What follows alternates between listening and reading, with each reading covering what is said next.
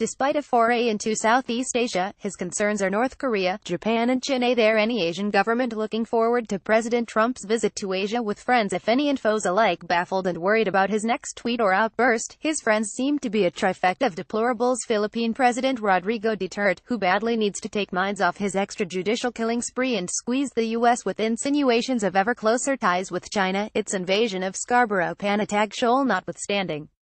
His other chums are junta leader Pravuth Chan-o-cha, who in 2015 ended Thailand's most recent elected government and replaced it with a thinly veiled dictator's IHP, and Najib Razak, the subject of the biggest kleptocracy investigation ever undertaken by the U.S. Department of Justice.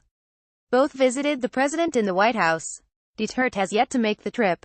Quite a crowd, such as Trump's attention deficit disorder, that it is understood that he won't bother to stay around in Manila for the East Asia Summit, an event which grew out of the Association of Southeast Asian Nations (ASEAN). This body, this year celebrating its 50th anniversary, was as much the creation of the U.S. during the Cold War and the Vietnam War, as driven by the then fragile common identity of its original 5 members: Indonesia, Malaysia, Thailand, the Philippines and Singapore.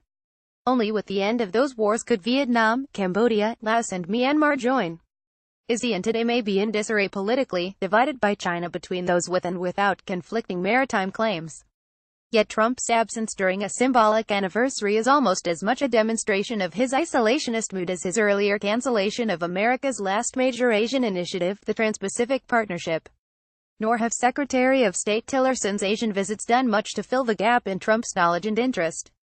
His concerns in Asia, such as they are, have been dominated by North Korea and China, with some nod to India but scant interest in Southeast Asia despite it being such a focus of Chinese military expansion.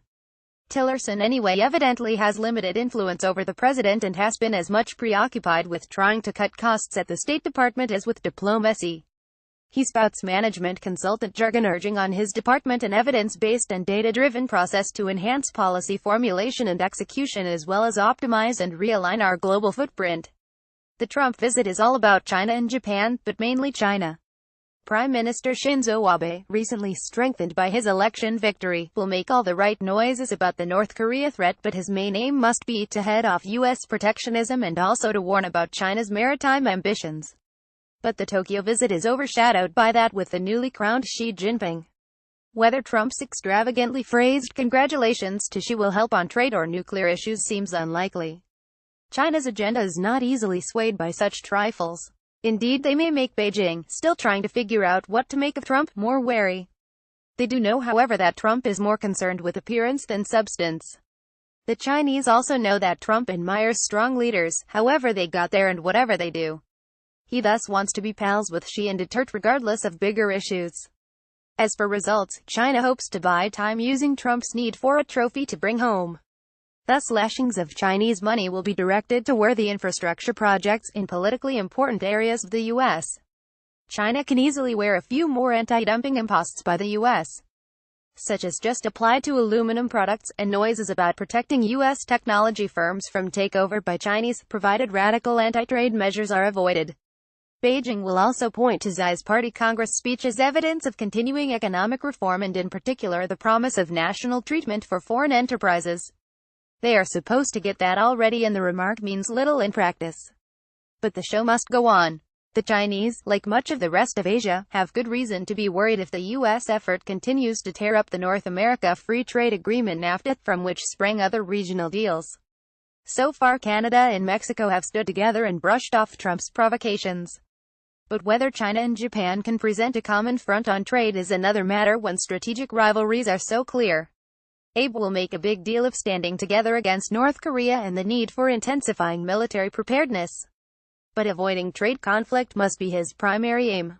As it is, the North Korean threat can be seen both to justify his proposed amendment of Japan's constitution and to draw more U.S. forces into the region. This is a major discomfort for China, but Beijing has itself largely to blame. It will also go well in most of Southeast Asia, which has been feeling exposed by Trump's isolationist rhetoric. Even Duterte's anti-US emotions are being blunted by the realities both of domestic sentiment and military and elite interests.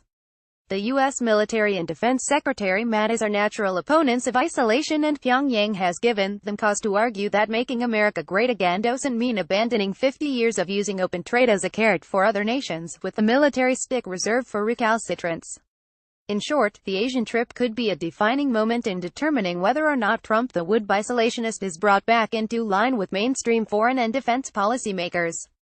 More likely, however, it will be an anticlimax, with a jet-lagged Trump on his best behavior and not upsetting a well-choreographed series of photo opportunities and platitudes before hastening home to the comfort of his own golf course.